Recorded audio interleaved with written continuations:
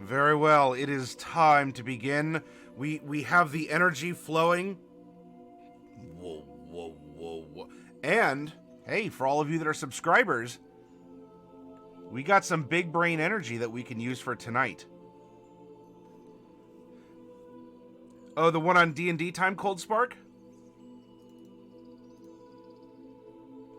I was following along, I was watching. You had to teach a clay golem various concepts of love. I thought it was a fun adventure. Which I will give a shout out to D&D Time. If you are looking to break the DM's curse, or even if you're a player looking for a game, head over there and play with them. They run 3 one-shots every Friday. And even if you're a newcomer, in fact, you can get in on a game if you're a newcomer to be a part of the channel. Give them a look. Join their Discord. Pete and Jeremy are just awesome dudes. And the community that plays with them are wonderful people. If you like who we are and what we do, please go and check them out as well. Last night we discussed the Unity domain and the Love domain. And tonight, I mean, we could touch on the concepts, though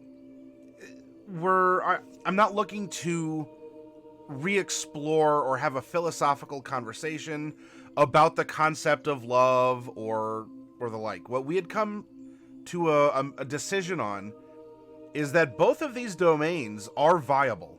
I personally don't think either one is necessarily overpowered.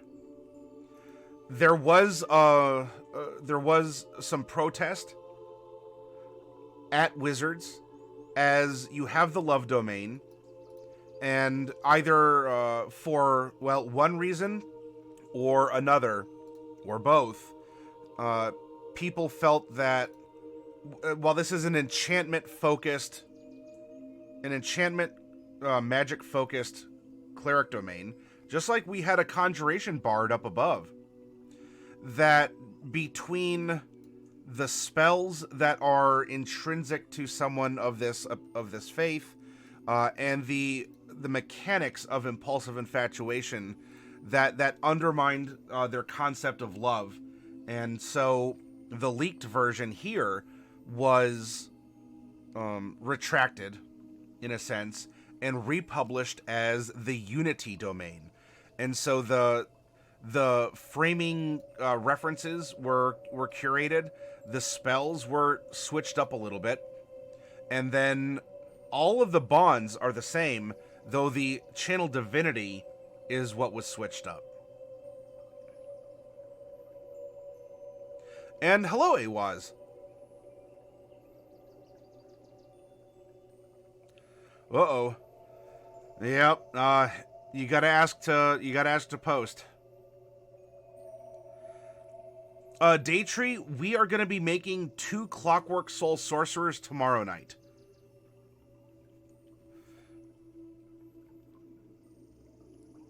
The Clockwork Soul will be tomorrow night. Tonight we're gonna make a Unity Cleric and a... You know, we said love domain, and some of you, I think, accepted, look, I'm fine calling this a love domain as it is. Others, you may not, and that's fine. We were searching for some other terms, maybe leadership, or some sort of command concept would fit everything else, perhaps a little bit more accurately to our modern concepts of love. And Raz is redeeming some points here. I would like to roll on background. So yes, you all can roll inspiration, or you can spend inspiration to lock in rolls for the character.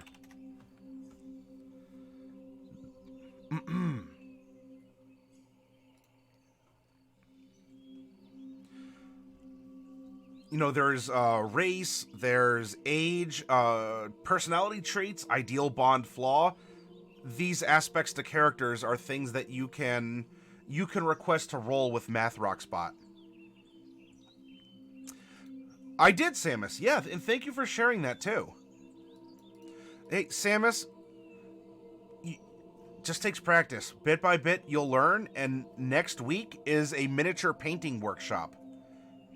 And if you want to learn to paint, I will be offering techniques. I can answer questions, and you'll watch me paint live on the channel. Oh, Oryx, it's always a lovely time in here. I don't know what you mean by charisma, Samus, but that's not a rolled stat for the character.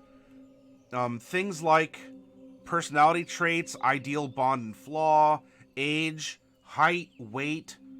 Do we take feats or ability score improvements? Alignment? Alignment's one too. So if you want to change charisma to something else, you spent the points, just let me know which one of those you'd like to roll.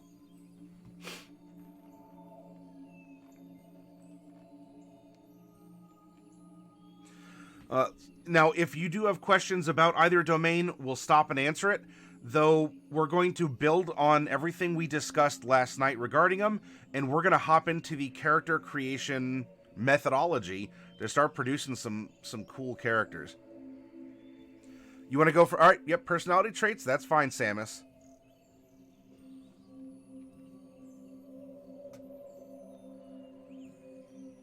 Yep, standard array. Standard array. Here is our worksheet. And if any of you are new to this, well, follow along. And I hope that you'll enjoy what we do and how we do it. I'm going to bring up the points redemption.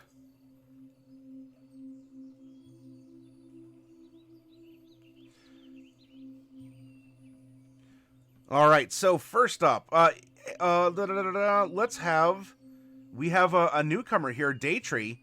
Daytree, if you are here, can you please type !roll space 1D100 into chat?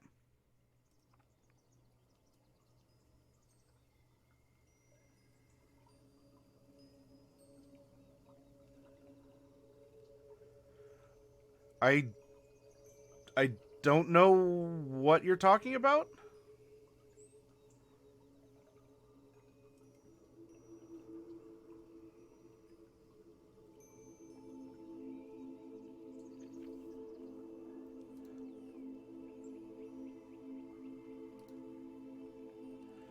All right, Daytree rolled a 52, so we are going to be making a male character. A male character. Now, for these clerics, we're going to be sticking to the player's handbook for races. That way, we're taking this playtest material and we're tying it in with the core rulebook.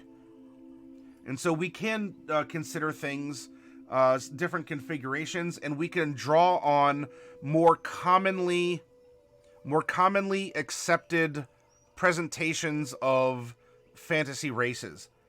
If it comes down to decision making, or especially if we're considering this as a matter of faith, how this could be interpreted among the 9 basic races.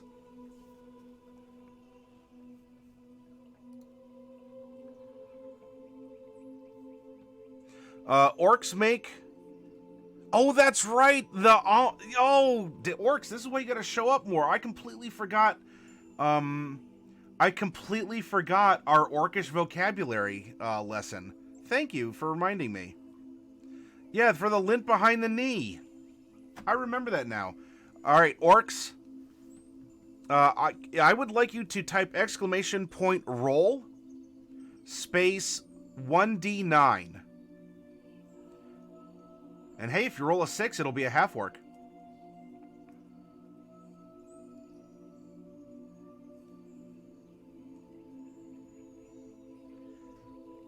Yeah, it sounds like you're proud of the character, Samus, and to have that heart in a character you play really makes an impact at the table. Rolled a 5. Oh, half elf. But who's to say the other half isn't an orc? We have an orcish elf. It's just that the elven features are a little bit more prominent.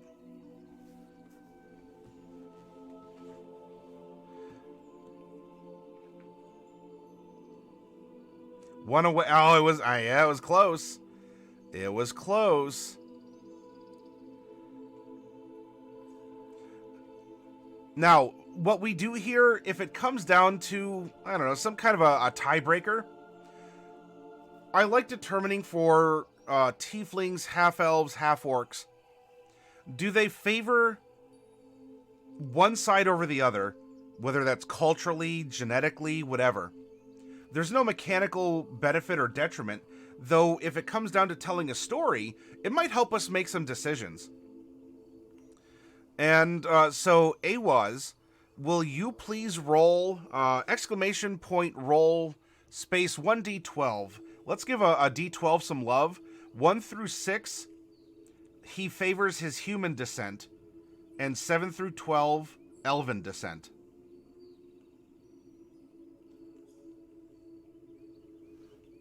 All right.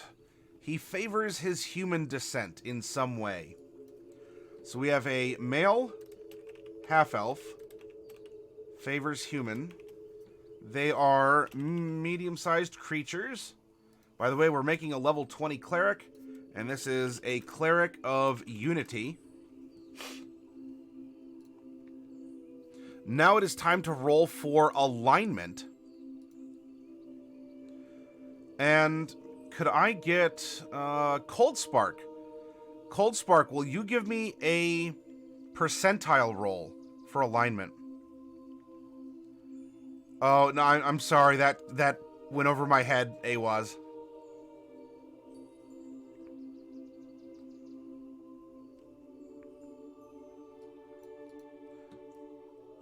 It's cool that you two sat down and you got involved in that way.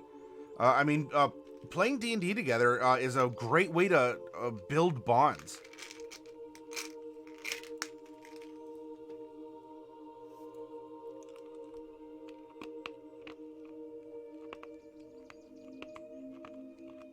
Crunching a mint.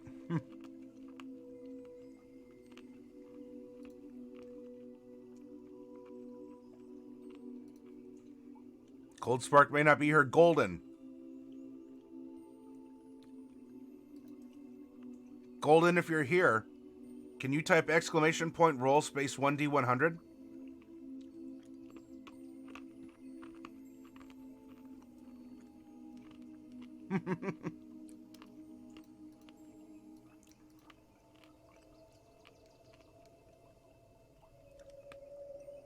I enjoy it. Oh, there's Cold Spark. By the way, orcs, how's your schooling going? Golden, what I'll do is I'll apply yours. I'll apply yours to the ability score improvement or feats. So Cold Spark gave us 76. We have a lawful evil character. Hey, nice, orcs. Yeah, congrats on that. Marketing to... As you've been taking your marketing class, have you ever felt like a veil has been lifted from your eyes?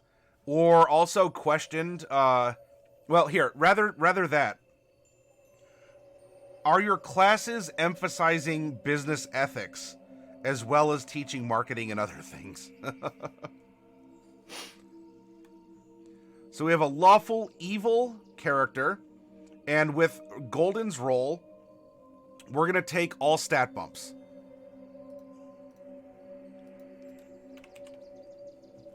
Alrighty.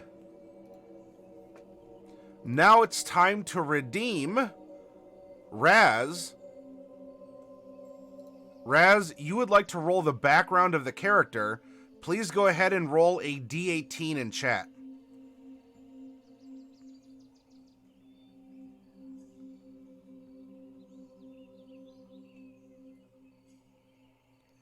Rolls a 17. We have a soldier. Ah, all right. A soldier, Cleric of Unity.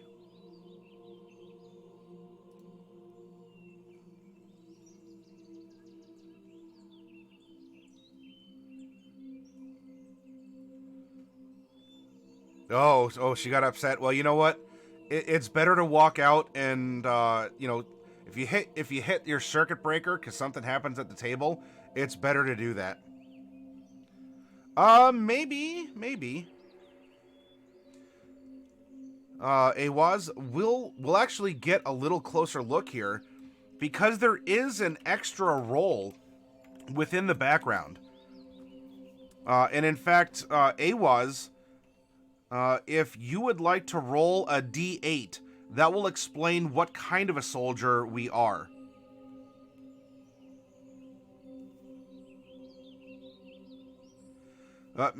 While learning marketing, I see the car but not the road. I understand. Yes, marketing can be summed up into a sentence that will make sense, and also at times, you know, it could make people a little off-put. Perception is reality. When it comes to marketing, that perception is reality. That's the big sentence, and it's only 3 words. So we are number... What do we get? I derped out here. Awaz rolled a 5. Now, Samus, you wanted to redeem the personality traits. And so, Samus, will you roll 2d8 in chat? So type !roll space 2d8.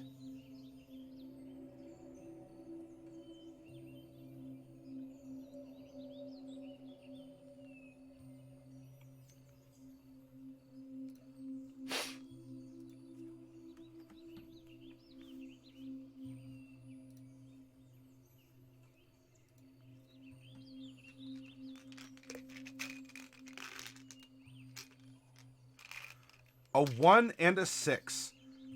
All right, these are the frames of his personality.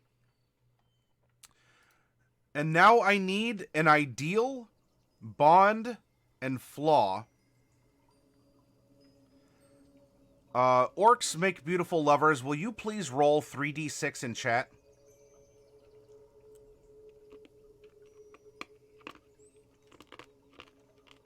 Hey, Coffee.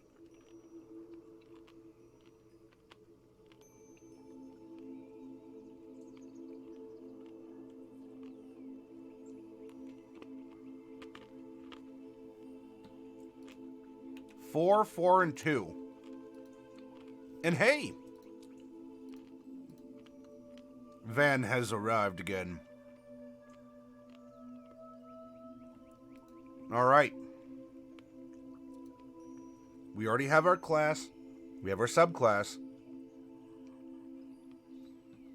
And so now we need to figure out the age of our half-elf. Coffee Cat? Oh.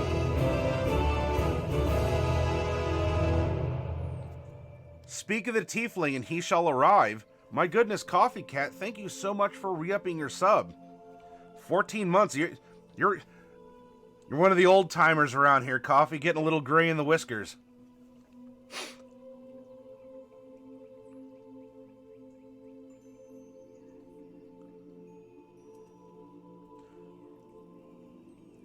One of them old timers, yep. Sitting on the porch in your rocking chair, talking about the good old days. Coffee, will you give me a percentile roll in chat to determine how old our character is? Or rather, the age range. And then, Van Sunny, I would like your help to get the specific age once we identify that. Oh yeah, please do, Coffee. Alright, Coffee is giving us an elderly half-elf. Oh, so speaking of old-timers, Old Man McCoffee Cat. And so, Van Sunny, can you please type !roll space 1d28 plus 119. Yes, this is a good one too.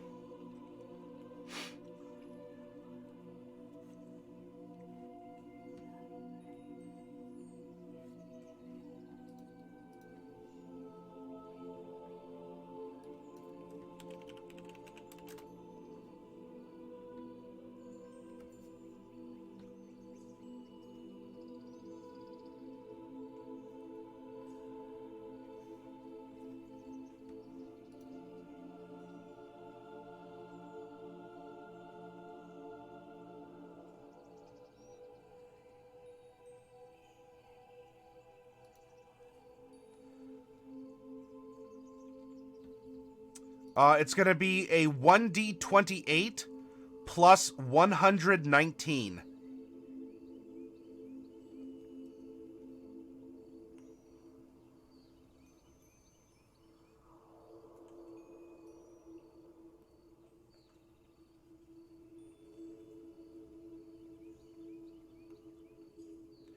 All right. He is 137 years old. And why do we do this? We do this because a character's age may not have a mathematical effect on certain numbers. I mean, some tables might say it, you could make some adjustments one way or the other. If we take the same character, even stat-wise, everything else is the same except the age, that will have an impact on how we consider the character, how we roleplay the character. It will tell a different tale, despite the snapshot of the character as captured on the character sheet. It'll be different enough just based on that. No, it's just a 1 through 28.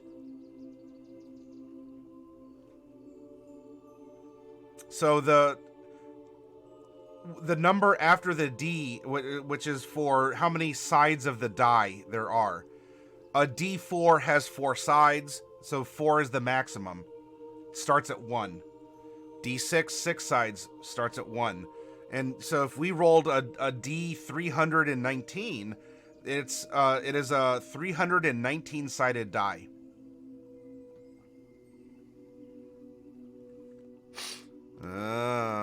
Yep.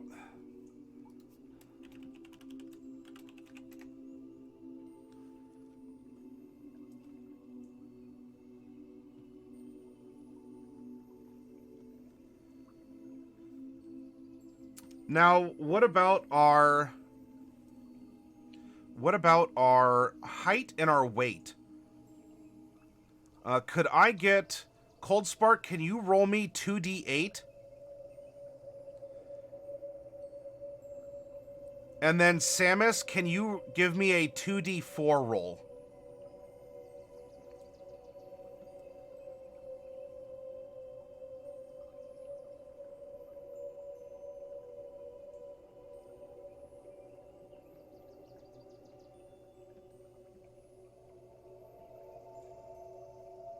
Okay, that's fine. I can call on someone else then if you got to get going. Oh, all right. Oh, all right then. The one last contribution before you got to get going to bed, Samus. Thank you very much. So our weight modifier is going to be 2.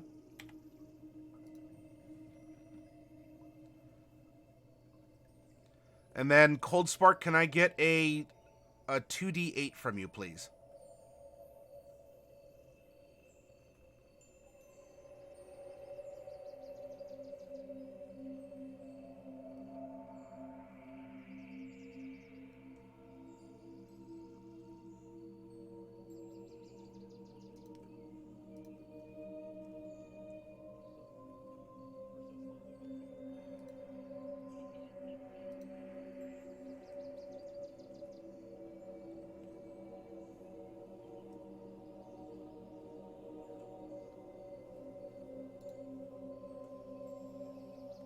Cold Spark might be away. Van Sunny, can you please give me a 2d8 roll?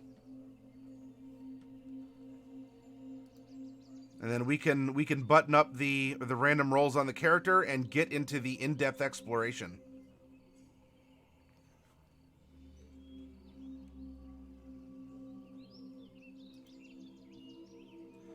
Thank you. 5 and a 1, so that's 6. We're going to add 6 inches to his height, meaning that he is going to be 5'3", and we're going to add 12 pounds to his base weight of 110. So he's 122 pounds at 5'3", and he is an elderly half-elf gentleman at 137. The way that he expresses himself after his brain-to-mouth filter, lawful evil. He is going to be more organized. He will be more orderly. He might have certain convictions or even compulsions to which he must abide. And for the evil part does not mean that he goes around kicking puppies and burning down orphanages. That is evil. That's not all that evil is. This is going to determine that he is more selfish than not. His plans are more important. He is stern. He might not use tact. He might be rude to other people. I mean, he might also just do evil stuff. You're in my way. Move. No? Dead. All right, because that is evil. Though, the other factors to his personality, his traits, his ideal, bond, and flaw, will help manifest this in his ultimate expression of himself.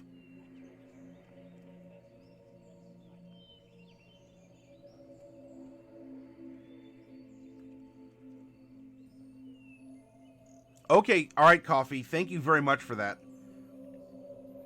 I will be needing to do some setup for this upcoming session, and having the music recommendations will be part of that.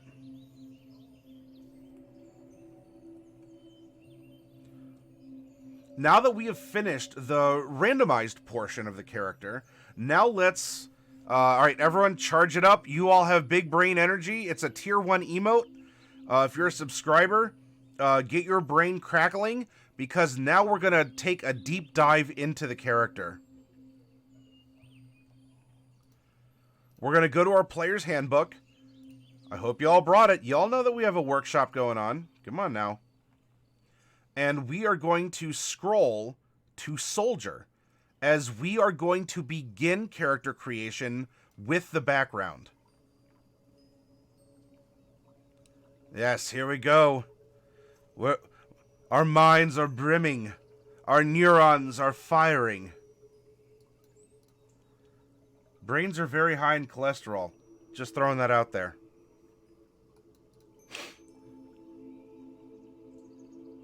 Hey, welcome back, Death Angel. Death Angel, we just finished doing some random rolls as placeholders on this character, and now you'll get to see us form a character from the random rolls. And if you haven't lurked or seen us do it before, I hope you really enjoy it. We are going to be making a Unity Cleric now, and the next character after the break will be a Love Cleric, or if we wanted to say like a Leadership Cleric, we can do that as well. And so, welcome. From here, like this is the juicy, meaty portion. After the fun lightly tasting random rolls.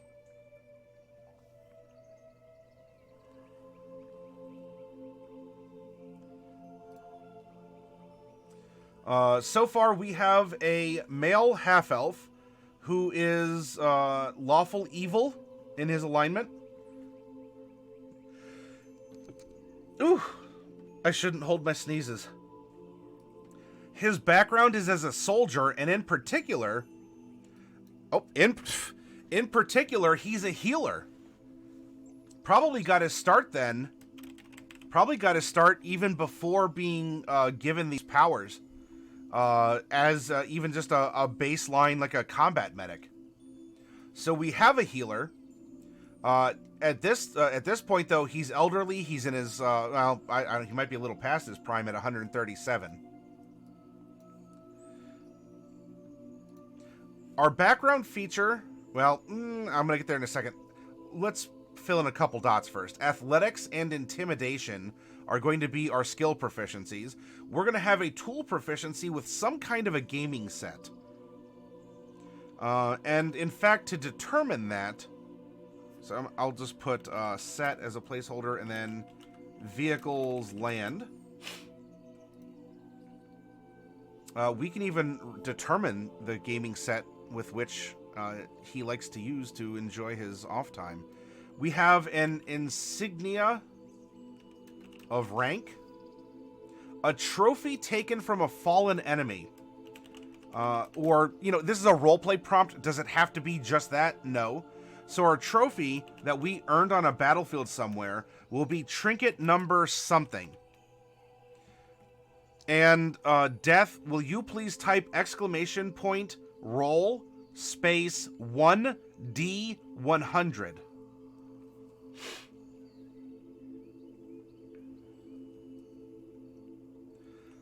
All right, number 95.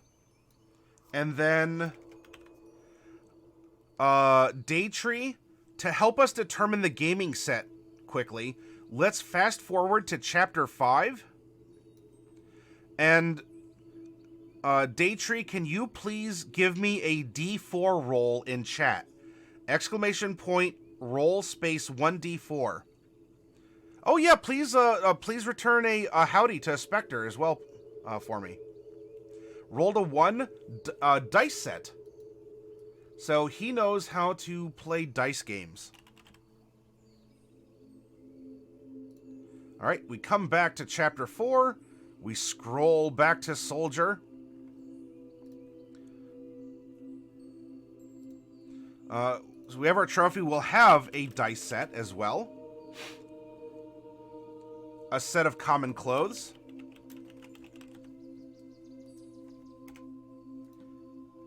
And a belt pouch containing 10 gold.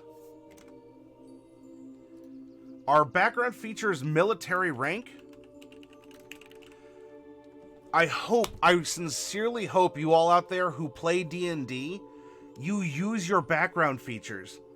They are powerful. They're wonderful things. They include you in the world in which you're adventuring, so you're not just a passerby. Military rank is excellent because you can get information, transportation. You might even get some backup. You know, you want to go, I don't know, raid a warehouse. You might be able to call on a couple of your buddies from the base to help you out. Background features are wonderful assets to 5th edition, and I hope that you get to use them. Military rank here, well, we have someone who's probably going to end up pulling rank, or at least uses those contacts, and probably, if someone in this case were considering to be lawful evil, might even be calling in favors from people that he has healed on the front lines before in order to step up and do something for him in return of granting them the life that they are still living. Gotta roll them bones.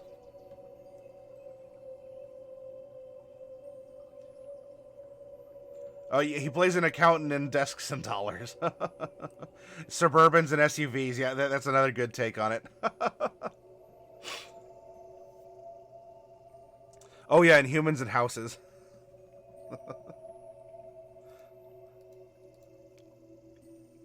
All right. Our suggested characteristics here for our personality traits, 1 and 6 were rolled.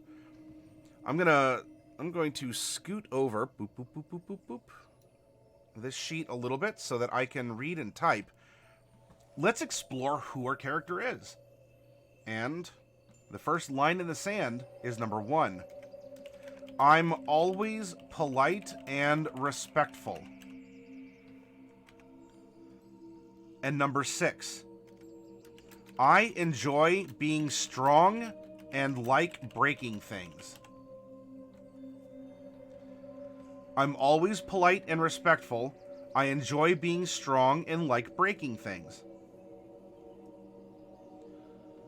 And this could possibly be people. This could be other assets of the military, or, you know, if he is returned to civilian life. He perhaps uses that to, you know, to flex on people, to show his strength. He likes that position of dominance. And he's not afraid of wielding or leveraging that dominance on other people. And he can absolutely do so in a, you know, he says polite and respectful. And this is a, you know, that's a beautiful vase you have. It would be a terrible tragedy if something bad were to happen to it. Now, if you don't mind, I'm feeling a little tired. If you don't give me that information, I might just need to stretch. Oh, pardon me. Oh.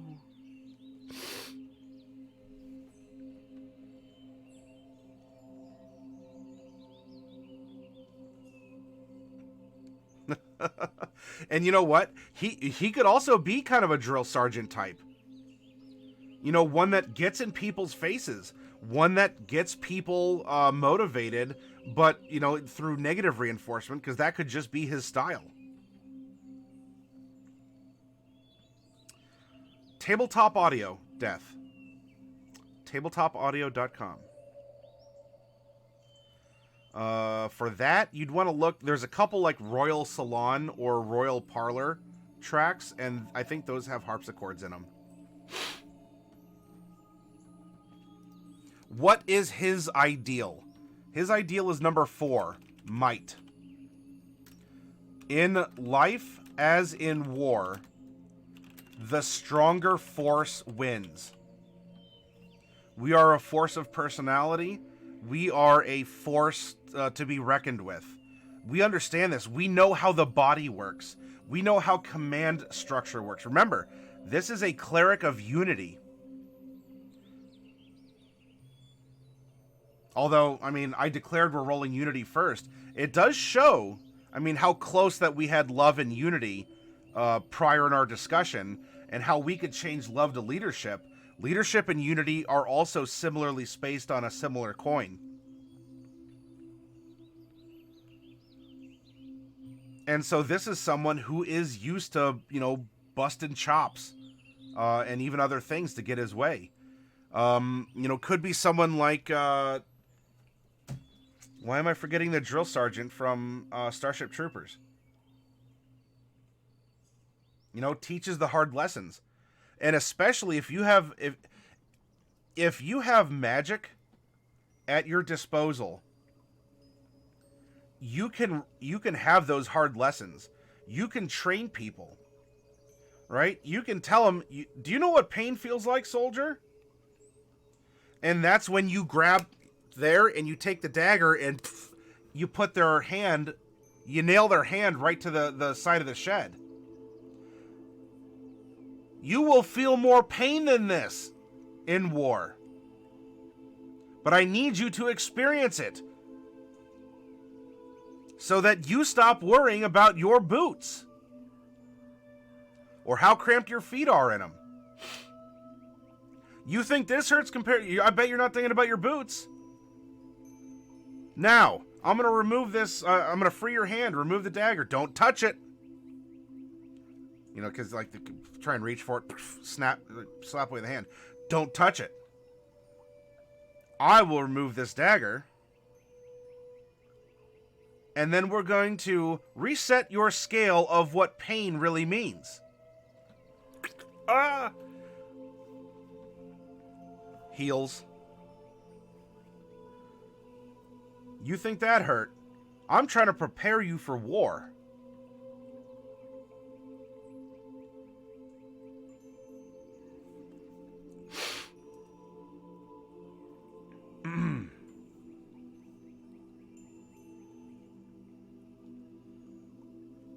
Oh, thank you. You know, I'd listened to the audiobook. It wasn't even that long ago. It might have been maybe 3 months ago, and I couldn't remember the drill sergeant's name. A great book. It has very interesting philosophies to contemplate. I'm not saying you have to agree with them, but it certainly brings up some interesting points. He was in here with the quote, "Wars are not won by weapons, it's won by men and guts." What is our bond? Our bond ties us to the world in which we're adventuring. This character's bond is 4. I'll never forget the crushing defeat my company suffered or the enemies who dealt it. Could this have been that time? Maybe he was a young soldier. He was a young combat medic who just knew how to, you know, pour some wine on a wound and then bandage it to keep it clean for as long as possible. Or, you know, when the cannonball rolls across the battlefield and causes some compound fractures, put the stick in the mouth, get the hacksaw, and maybe give the patient a shot of whiskey to numb the pain, or one for the doctor and one for the patient, because the doctor's just seen so much. You learn, a character like this would learn the phrase, you can't sew hamburger back into a cow. He's had to make decisions. He's probably had to make some very cruel decisions, or he's had people that have questioned his decisions who weren't there. And so that can end up hardening that shell. Why he presents himself as such a hard ass. Because those people weren't there and they didn't know. And how dare they question him? He did the best he could with the resources he had. What do they want?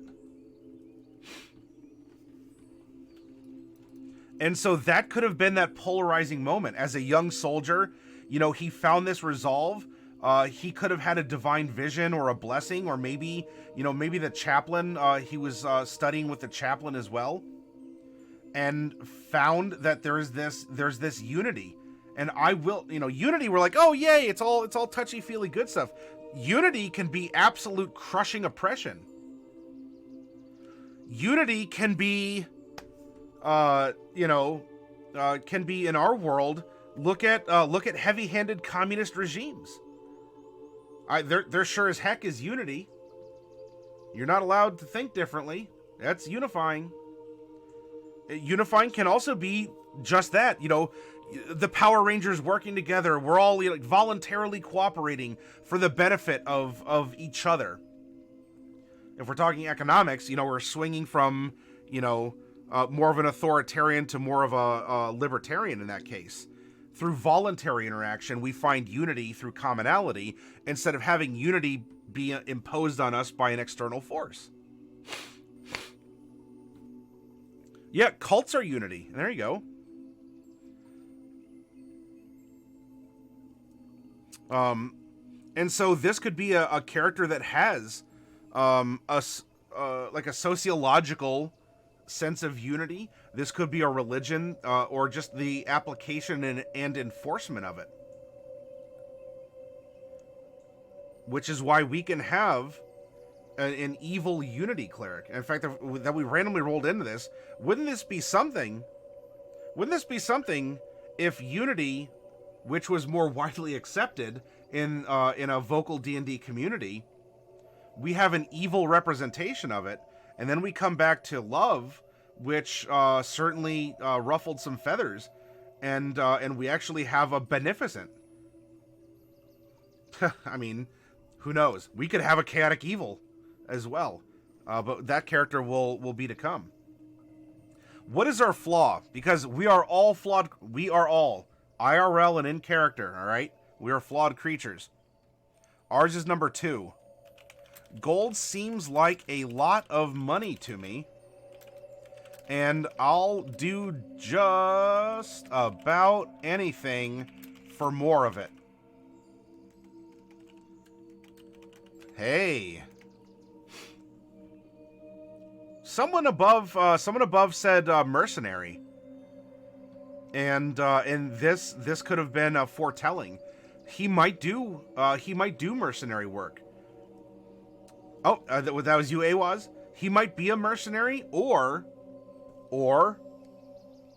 he might offer his services, if not on the battlefield, then he might sell his religious services, either through war or a mercenary band, or simply he is an absolver of sins for the right price. He is someone who will get your community in line if you pay him. And so while he does talk about the religious benefits of unity and knows the histories and stuff, rent a cleric, there you go. He's doing it for a cost. And if any of you say, well, hold on, how does that create... Why would a god of unity continually grant powers in this way? I don't think he's just going around murdering people and kicking puppies. But what he is doing is, if he can have an entire village of farmers scrape up 20 gold pieces. When they hand over the fee to him, which he'll keep, he has brought the community together before he has done one thing for them. Because every farmer needs to save a silver here and there to pay the man his money. And so he is bringing a message of unity and has already unified people.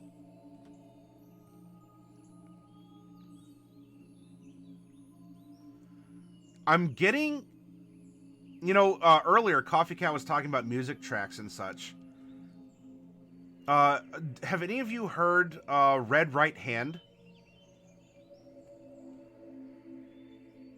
The character, even in that, evil people, yeah. And Raz, look at the quotes of the drill sergeant in Full Metal Jacket.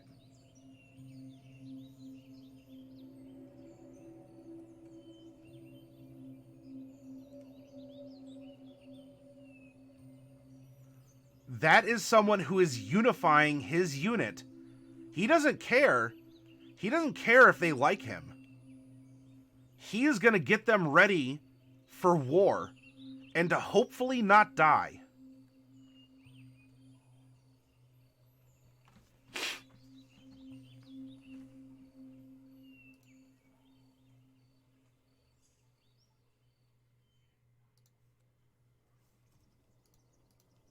All right, hey, everyone, we have a character. Are you ready to move on to the next? Wait, oh yeah, you know what? That's true. With everything we talked about in developing the character, his personality, his methodology, his history, we didn't need to make a big 10-page backstory. I mean, if you do that, that's fine. Hopefully your DM can incorporate elements of that. But look at that. We already have a character with the random rolls and the discussion that we just had. There are no numbers on this character sheet, but we already have a character.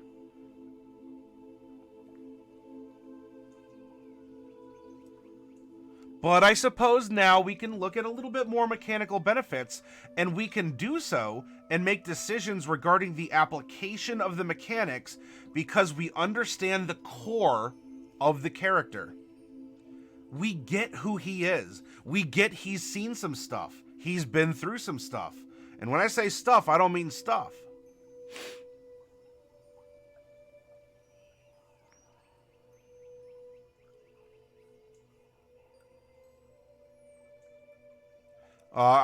If you send a message, I'm sorry I didn't see it offhand, Raz.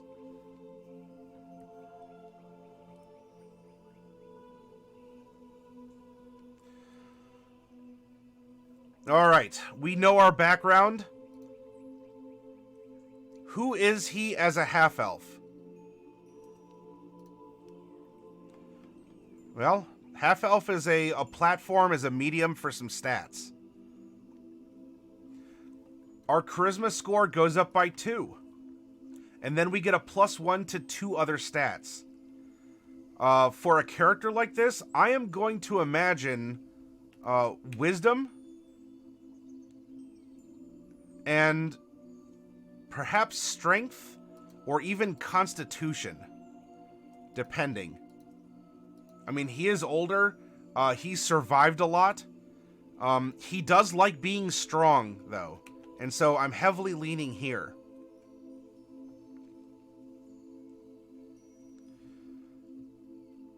Our base walking speed, or I guess in this case run, 30, 15 climb, 15 swim, 0 fly. We get 60 feet of dark vision. We get Fey Ancestry, which gives us advantages on being charmed. So the Love Cleric is going to have a little bit tougher time against us. And also, we can't be magically put to sleep. And we also get skill versatility. You gain proficiency in 2 skills of your choice. Given his personality and everything we've discussed, which 2 skills do you think he would have as a proficiency? To me, I mean, he already has intimidation and athletics. he would probably have a sense of history. He's lived through a good portion of it, has been involved in it in the military. History to me is what is standing out. And medicine as well from his training as a combat medic. Raz is saying persuasion. Does he really have to try and persuade people though, Raz? I say that to I'm not against it. I want clarification, or I'd love your idea. I think we absolutely have an intimidator on our hands.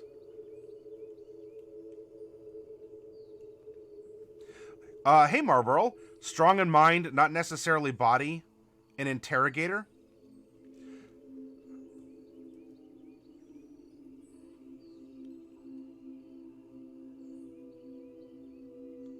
Interrogators need insight. And don't forget, we're going to get 2 skills from the Cleric skill list as well. And I believe that insight is one of them. As well as well, actually, we could just go to that real quick because that's the next thing we're going to look at. So real quick, we're going to get common, elven, and one other. And now let's go to Cleric, because one of the first things that we can add is the skills. So we get history, insight, medicine, persuasion, and religion. So really we can look at it that we can choose 4 skills. 2 of them have to be from this list right here. So how about, and if all 4 could be on the list if we wanted to, but 2 of them would be freebies. And so if we want, like, history and insight can be his cleric. You know, what he learned in his, by becoming a chaplain or the like. We could throw in medicine, sure. Well, medicine, and we get 1 more skill. We have history, insight, medicine, intimidation, athletics. We get 1 more. And it does not have to be from the cleric list. Do we want to go persuasion? Do we want to go investigation?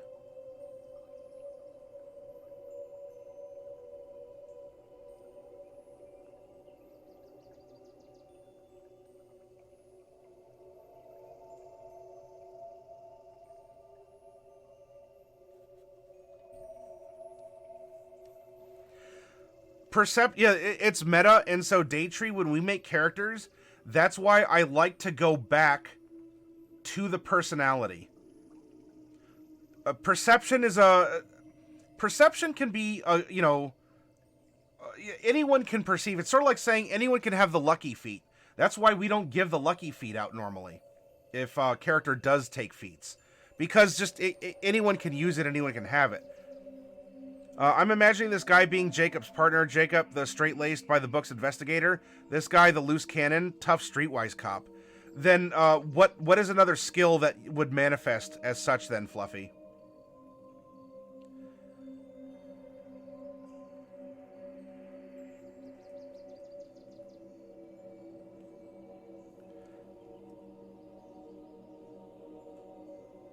We can give him religion. I mean, he is a cleric of unity who does preach the word. And, religion, you could be very fervent in your application of your religious knowledge as well. The only other thing that might come to mind would be survival. And my backing for survival is that his company suffered a crushing defeat. He was probably one of the only survivors, if not the only survivor. And he might have had to live out on the battlefield in the muck, in the blood, and the festering corpses and puddles, and the scavengers and the patrols. I mean, he might have had to learn to chew grass and eat crickets as his meals before he could get back to safety.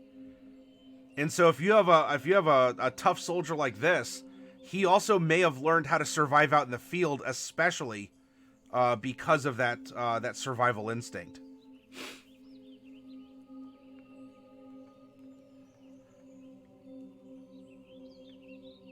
And as that's coming off of his manifestation of his racial abilities, that means that he didn't necessarily pick that up in the faith. He picked that up himself.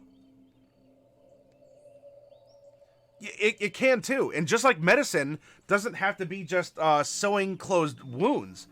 That could be psychological medicine as well. Emotional medicine. All right, so I agree with Daytree. I mean, perception is meta. I don't think we're gonna give it to him because nothing really is indicating that he's entirely perceptive. Though we have a tough, gritty survival, like drill sergeant chaplain.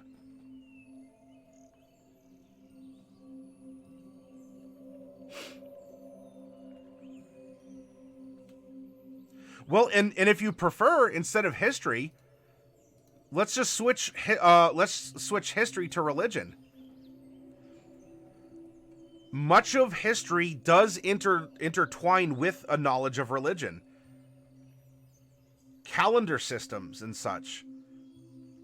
And so he may have lived through it, and so he may not know the names of all the kings and the royalty or their banners and their colors and their coats of arms. But he can tell you that, he can weave, religious tales to you to try and impose, something like being scared straight or some sort of morality. Or if people are gritting their teeth like, this training's killing us. No, what will kill you is the book of da-da-da and this and that. And, he gets into it. Think, too, the drill sergeant in Full Metal Jacket, he certainly held a precious place in his heart for the Virgin Mary, and Mary's name was invoked in several ways under the fair tutelage of our dear drill instructor in that movie.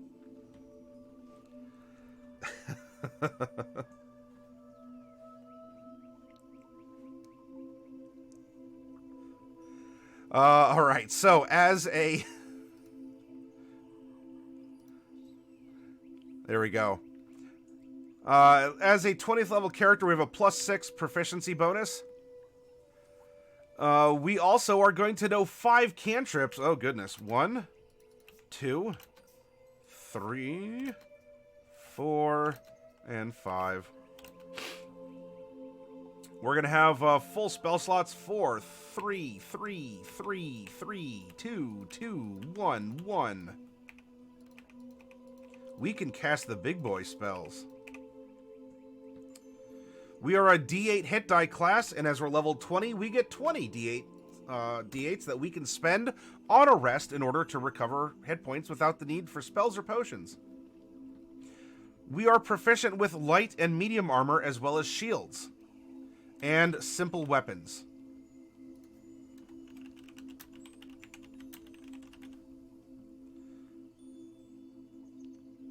Our saving throw proficiencies are wisdom and charisma.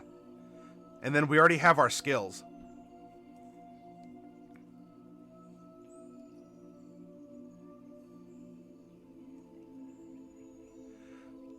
Oh, yeah, and a few good men. Yeah, so you get the theme, right? Are you thinking of characters from movies like this?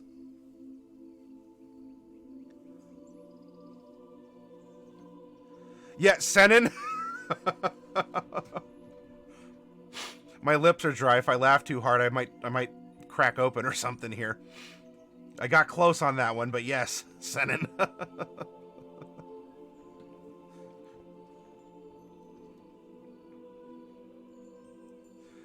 What else? We have our skills. Equipment, I'm not worried about his equipment. He's level 20. Does he still have a mace that he bonks people with? I don't. He probably has, all right, if any of you are military veterans, forgive me for forgetting the term, but don't certain drill sergeants, I know historically, Centurions and the like had kind of like a rod that they would use to direct, but they could also like thwack a soldier that was falling out of line, like not like a billy club or something, but some kind of like a command rod or the like. If you know what I'm talking about, please correct me in chat and remind me. You know, so does he have a starting beaten stick? Maybe. Is it enchanted all to heck and back? Maybe. I don't know. He's level 20. Do you allow magic items in your campaign? If yes, then yes. If no, then probably not. Yeah, it would be like a baton of some kind. And it could be just more historical. But I don't know if in modern military, a pay stick. I think that's the thing. I think that's what I was thinking of, or at least the term. Because it is like a baton, but it has a name in military context. Pay stick. Thank you, Golden. At least to me, that's what's releasing the happy brain chemicals. Like, yeah, you did a good job. In the modern U.S. Army, they just use the old knife hand gesture. Oh, pace stick. Pace. All right. Pace stick, pace stick.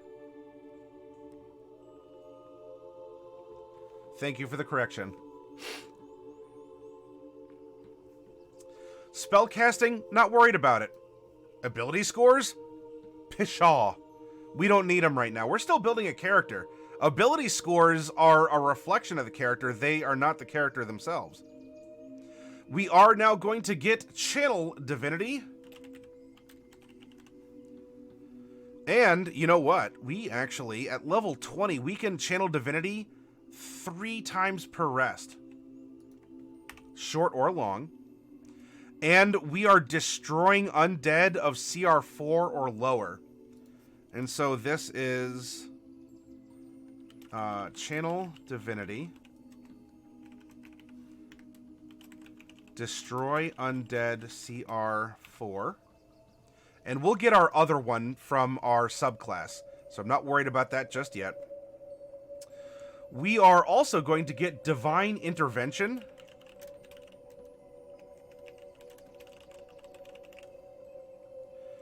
And there we go. That's it for being a baseline cleric. Everything else on top of this now is subclass gravy, or even frosting if you prefer to go sweet instead of savory. We are making a Unity domain cleric, which means that we are going to get some Unity domain spells. So we're casting as per a cleric. Spells prepared equals our cleric level plus our wisdom modifier. We cast off of wisdom, and we get Channel Divinity, and over here in this extra kind of bonus spot for things like ammunition, key points, sorcery points, and whatever, you can put that there. Cantrips, I guess while we're here, let's just fill this out. We have 5 cantrips. I'm not interested right now in selecting what the spells are, especially because beyond the cantrips, these are completely modular, depending on what this character wants when he wakes up and you know, takes his vitamins and says his prayers. Though we are going to get domain spells, which do not count against the number of spells that we prepare from the calculation above. From Unity, we get Heroism, or Heroism, depending on how you want to pronounce it. Shield of Faith. We get Aid, and we also get Warding Bond. We get Beacon of Hope. We get Sending. We get Aura of Purity. We get Guardian of Faith. Greater Restoration. And Rary's Telepathic Bond.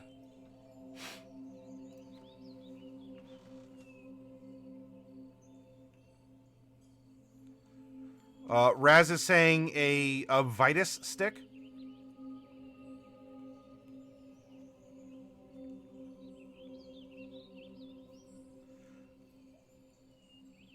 Oh, what quote is that from? I don't recall that.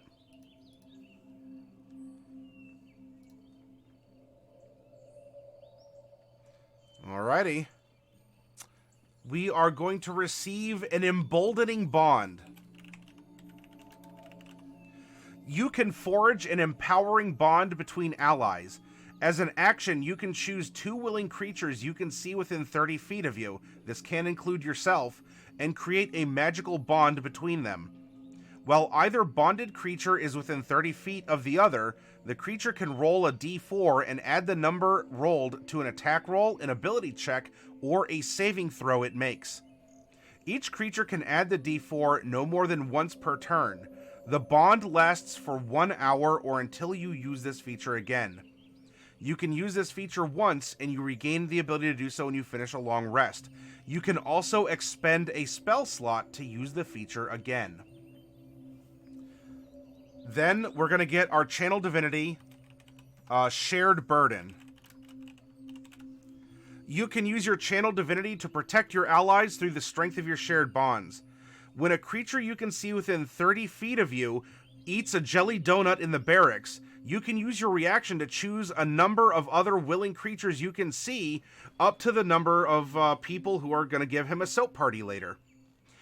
Therefore, they can distribute the push-ups that the donut eater should have done himself as a way to make up for it. Yes, McGruber.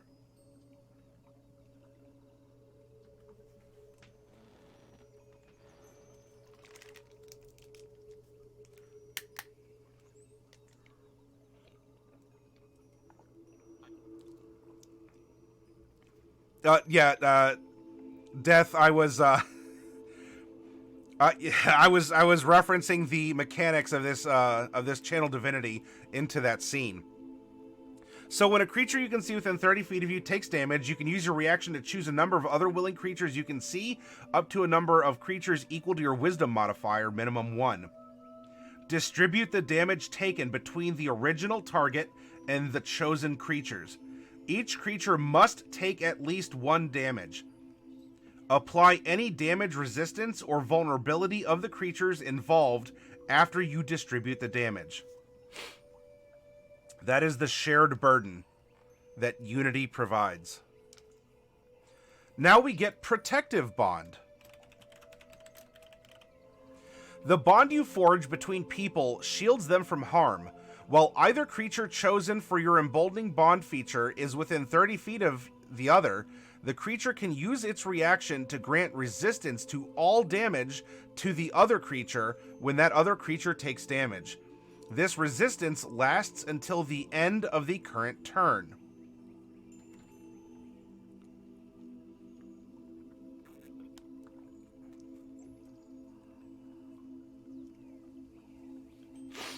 Oh, well, I'm glad that we can provide some background big brain energy for you, Death. Here. You're using your noggin. I'm going to give you some energy. Everyone, energize Death Angel, please. For those of you that have it, let's send some support.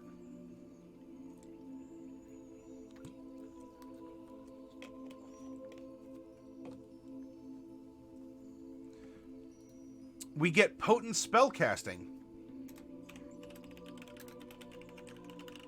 which allows us to add our wisdom modifier to cleric cantrips.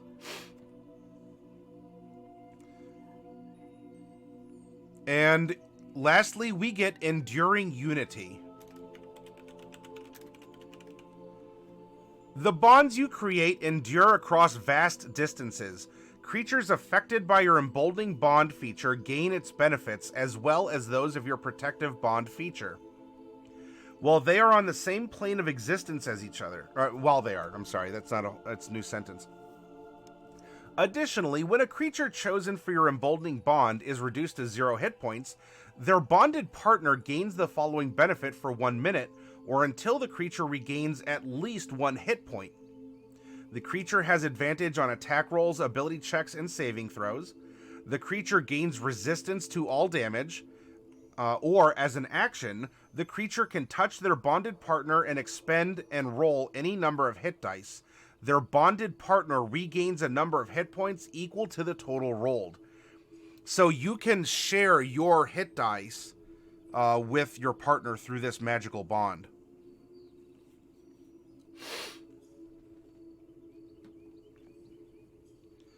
I'm glad it's a good computer case, but is there something about it that's making it exceptional, Senin? You're going to have to enlighten me, because I'm not very literate when it comes to that stuff. Daytree says, in Bolding Bond, you can also expend a spell slot to use the feature again, but this is a nerfed version of Bless, a level 1 spell. Why would anyone do this? 4 Emboldening Bond here. You can Bless on top of this.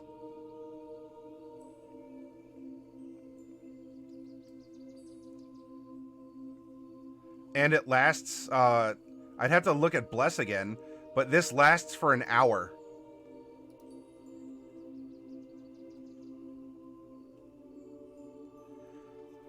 So you're getting an hour of extra D4s to a variety of things. And it can also stack with Bless if you wanted it to.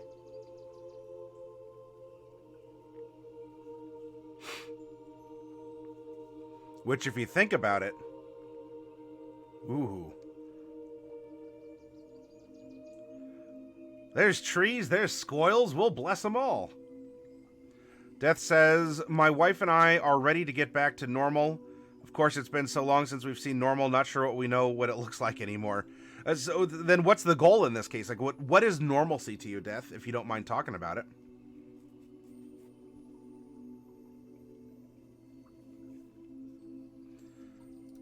All right, now it is time, my friends. It is time to finally put some numbers. We have a story. Now we have a math problem. This character is solid in many ways here. I think Wisdom and Charisma absolutely are going to be high with him.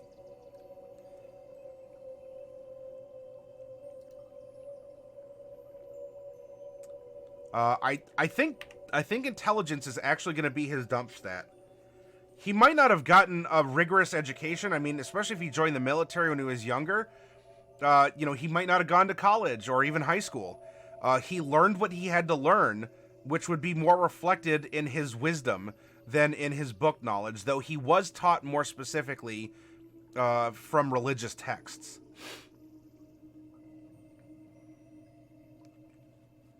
Probably near physical traits. I think that can work out pretty well. And then Constitution is middling.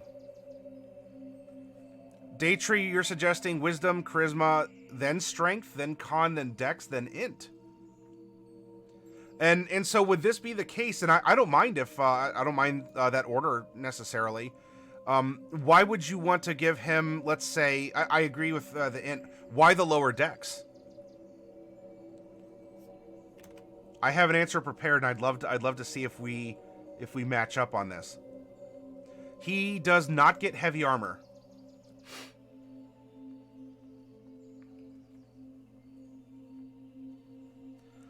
He gets medium armor and shields.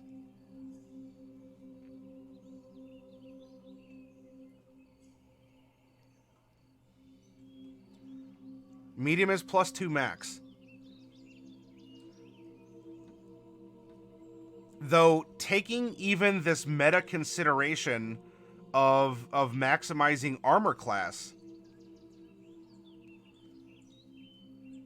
because we have all of these benefits. Hey, Chris, welcome.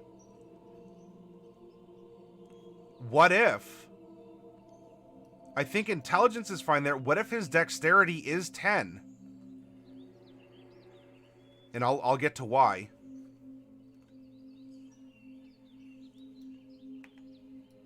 So here we 15, 14, 13, 12, 10, 8. And day tree, something to consider, isn't just that, you know, yeah, if we wanted to, we would find a way to give him 14 dex and call it a day. And we're doing that simply because he would be a little bit better at a dex save and he's maximizing medium armor. If we want to stick to the character, we have a backline cleric. We have someone who commands other people to do things. We have someone who is a spellcaster. The potent spellcasting empowers us to attack with our cantrips better, because there's also physical clerics that hit harder with their divine strike. And so through his personality of commanding people, through his class and his subclass, I think it's absolutely fine if he has a low dexterity. And so can he wear medium armor still? Yeah. Is he maximizing it? No. Is that fine? Yes. He's a backliner. He's a commander. He's going to tell people what to do, and he's going to have them take the hits. And if they take the hits, he's going to heal them up. He's going to seal them up. You know? He, through his divine connection, has found a way to sew Hamburger back up into a cow. And therefore, he's not afraid to send his party into the muck.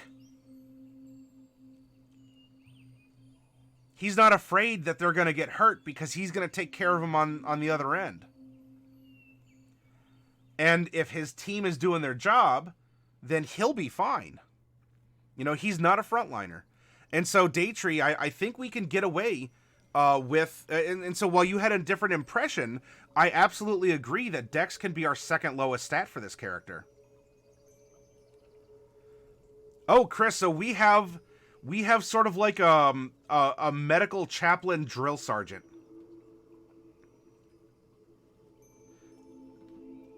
That is true, Senin. We could swap out maybe strength to 12 if you wanted, and constitution to 13. If I can make an argument, he may not be a melee combatant, at least not with super proficiency. His personality backs it up, though. I enjoy being strong and like breaking things. Now, could we take that as I enjoy mentally breaking people? Yes. His ideal is might. In life as in war, the stronger force wins. And so if we've already prioritized wisdom and charisma, then, you know, having kind of a middling strength would still back this up, because it shows that he's at least put in some work in that regard. And so you bring up a very good point, Senin, though this would actually be backed up by his background in the fact that he is strong.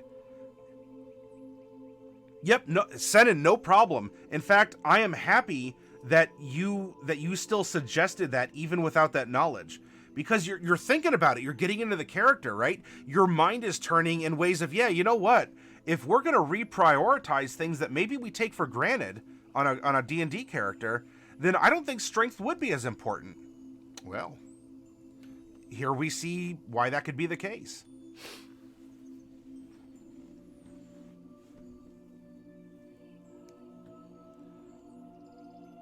He's wiry, a lifetime of soldiering. Yeah, I mean, he's not even a tall dude. He's 5'3", 122 pounds. But ooh, he'll sock ya. If he's got to, he'll sock ya. Or use the paste stick that we were talking about earlier.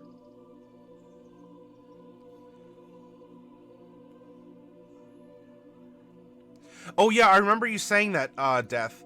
I mean, I didn't mean to pick a scab or anything with you. What I was, from moving forward, like, what is your goal of normalcy in regards to, you know, what are some of the goals that you have going on?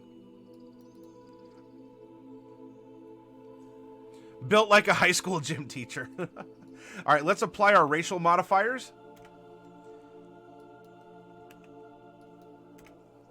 And now we're going to get 10 points to put into our abilities. 1, 2, 3, 4, 5, 6, 7, 8, 9, 10. honestly, we could just spend 8 of them maxing out charisma and wisdom. Yeah, exactly, Chris. We could max out his wisdom and his charisma, and we'd still have 2 points, which would then round up constitution and strength. And we could button him up. Now, if you think that, his charisma might not be maxed out, if we want to go wisdom, because absolutely, this is a force of personality. He had to survive. He had to do all of this. His mind in that regard is sharp. If we spend another 2, and let's round up strength and let's round up constitution. That leaves 4 more points. Now, we can then, I can make an argument of putting 4 points in constitution so that, he has that, he might have a little belly fat, but I'll be damned if it hasn't, like, crystallized into a subcutaneous protective shell over his organs. Hey, GM Vault. Or again, we could either max out charisma or we could split it, still give him a domineering charisma, and then also bump up his hit points. Because if we're not really relying on armor, I mean, we kind of are, but we're kind of not. Maybe we just have this toughness ourselves. And especially because, and let me throw out another point. A lot of the spells that you see up there are, hey, Chris, bingo. A lot of spells you see up there are concentration spells. And if he's not going to take something like Warcaster, or the feat to give him proficiency in con saves, having a higher constitution is going to help, especially if he is leading from the back and he might take the occasional hit.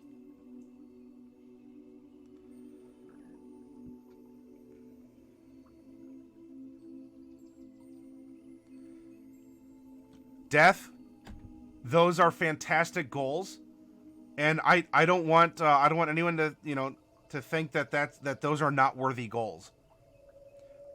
This you're having a reset, and as you meet those goals, Death, I would love for you to come in here and say, today we accomplished this, and type that with a shit-eating grin on your face because you are proud of getting everything together and to rebuild and to become a better you, and your wife to become a better herself.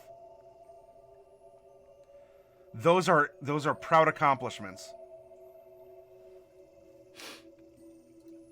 So, Chris, would you like to put all 4 points into con and just give him a massive hit point pool? Or do you want to split it and go 2 and 2 to charisma and con? What would you like to see here?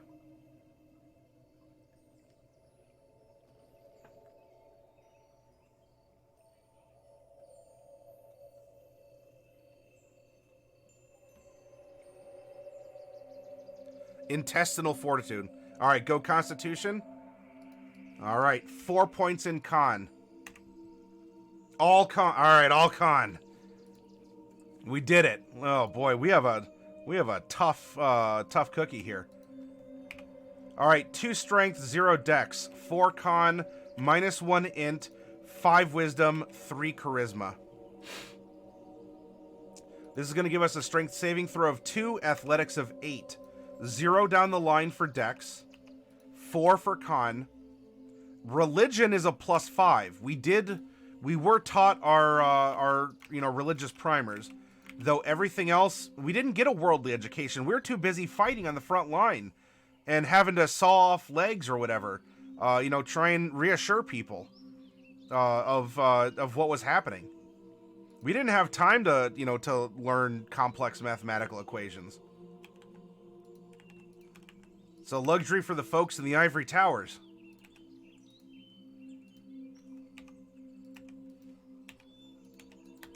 Truly, he does not know what he's been told.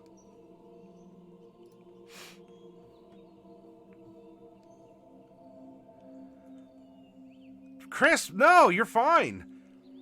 If you're getting a feeling about a character or a suggestion, throw it out there. What are you going to do, offend me? How dare you participate in a creative conversation where we're challenging our conceptions of characters? Whew. Our passive perception's a 15, and that represents our natural awareness of things that go on around us. Now, armor class, look, we're level 20. I don't know. There's all sorts of spells and magical stuff that he could be wearing. He could be using a shield, perhaps. Maybe not if he's casting and doesn't have Warcaster. Or depending, your DM might say you can have a shield in your holy symbol. You know, whatever. Talk about it at your table. Initiative is a +0. And now it's time for our hit points. Now, don't you dare leave. At level 1, we get all 8 of our hit die in hit points. Then for our remaining 19 levels of our 20, because we already took care of the first, half +1 unless your DM says otherwise. Then for all 20 levels, we get bonus hit points equal to our Constitution modifier. This is a bonus 80 hit points. 80 hit points from that con. This is going to be 95 from our other levels in our class. So we have 175 plus 8. 183 hit points at level 20. If we're attacking with a strength weapon, we're swinging at a +8. If we're attacking with a dex weapon, we're swinging at a +6. Not terrible, not the best, but what we do the best? Oh, spells. Enforcing our will, our personality on other people, or even arguably inflicting it. +11 on attack rolls for spells. And to save against it is a 19. 8 plus your attack modifier, and your attack modifier is the relevant stat plus your proficiency bonus, as you are proficient in spells. At least I'd hope so as a cleric. Otherwise, that's interesting.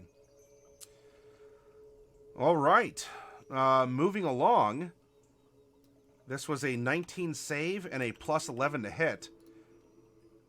We can prepare a number of spells equal to 25.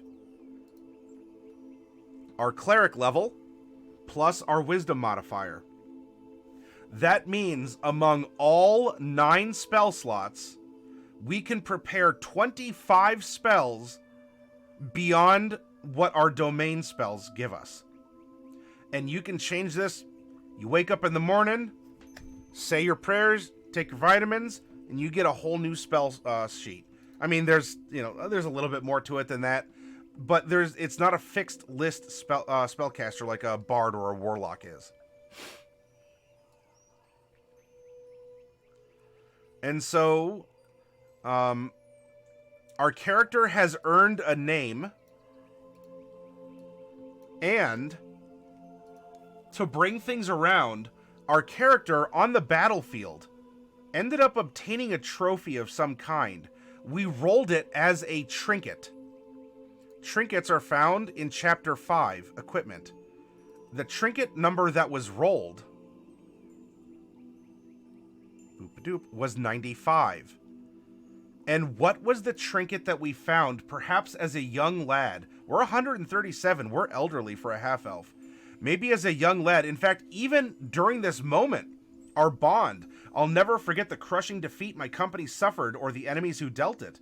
What if this is when we picked it up and this is what helped shape us and train us, motivate us, even to be, a Billy Badass, drill sergeant or the like. 95 is a petrified mouse. A petrified mouse. Could this be indicative of the enemy or the monster that they fought? Could this have been a pet that was just sort of that was lost, and when he kind of crawled out from the bodies in the muck or something, it was encased in mud and it just sort of dried out like that?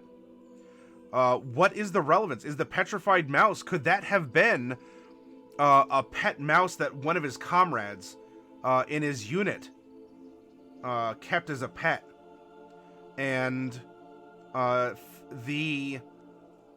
young to-be chaplain here found it, and while he couldn't save the body, he decided to petrify the mouse to keep it as a memento of his battle brother.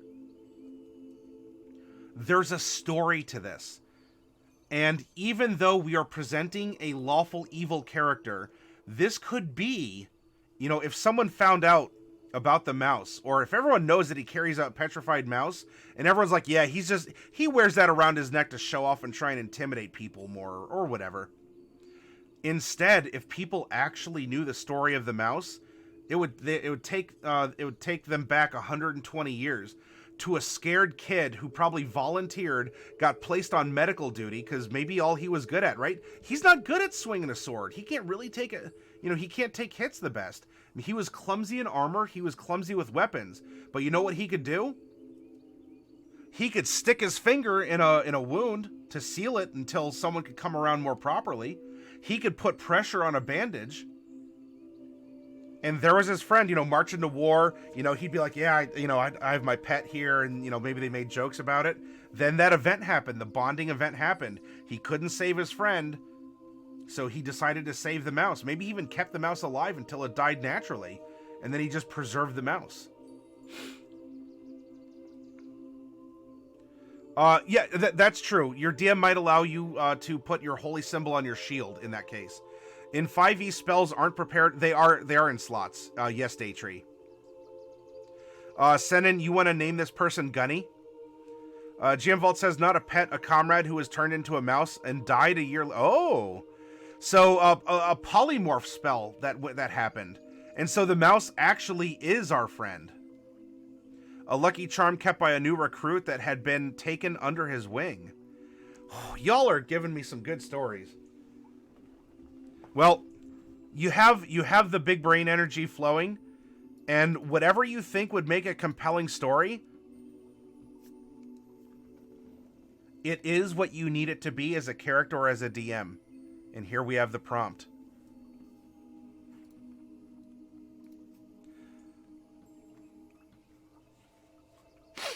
GM Vault says, or he took a fatal wound and the mouse was used to fill the sword hole in his gut. The mouse saved his life. Oh, wow. So yeah, he got stabbed and he's like, I gotta keep going. I'm sorry. Whatever. Like, looks to the mouse or the friend. And, oh, wow. Chris says, when you were in the Middle East, we had a guy that kept a pet scorpion. I think it's because he needed something to take care of and care about and still seem tough in front of his buddies. And so, I mean, this is a fantasy setting. It could have been, it could be a mouse of, I don't know, some variety. It could be a scorpion mouse. Who knows? Maybe those exist. You know, they're like a mammalian insectoid. Their little mouse tails actually can curl up and give you a little zap. Hey, Carl, welcome.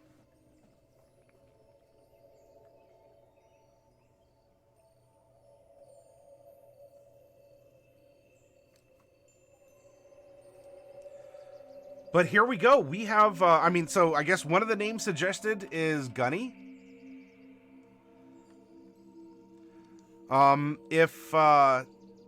Yeah, let's give a howdy. If any of you have other names or suggestions, or even if you want to assign him a particular rank, let me know. I'm gonna get up and take a quick break, and when we come back, we've made our Unity Cleric. Now we're going to make our Cleric of Love, ? Love, leadership, or simply another incarnation of Unity. I would prefer not to. If you want to make the reference, that's fine. I don't want to name a character like that, though.